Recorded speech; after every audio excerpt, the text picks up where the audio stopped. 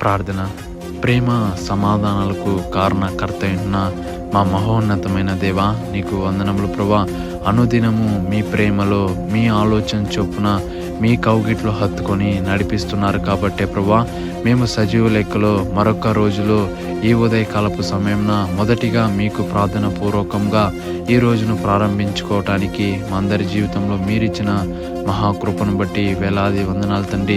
ఎందరి కుటుంబాల్లో శాంతి సమాధానాలు లేకుండా ఉంటున్నదో, సంఘాల మధ్య శాంతి సమాధానం లేకుండా ఉంటున్నదో ప్రభా, సమాధానపరచు మహోన్నతమైన దేవుడు మీరే తండ్రి.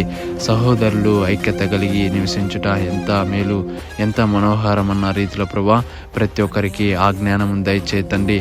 ఎవరిని వాడు తగ్గించుకుంటాడో వాడు హెచ్చింపబడునన్న రీతిలో ప్రతి ఒక్కరు నీ వాక్యమును పట్టుకొని నీ వాక్యానుసారమైన బిడ్డలుగా మేము జీవించుటకు మాకు సహాయం దయచే ప్రభా.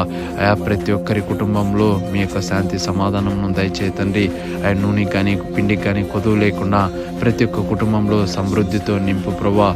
ఎందరైతే ఈ రోజులో రాకపోకలందు ఉంటున్నారో ప్రభా, ప్రతి ఒక్కరిని జ్ఞాపకం చేసుకోండి తండ్రి.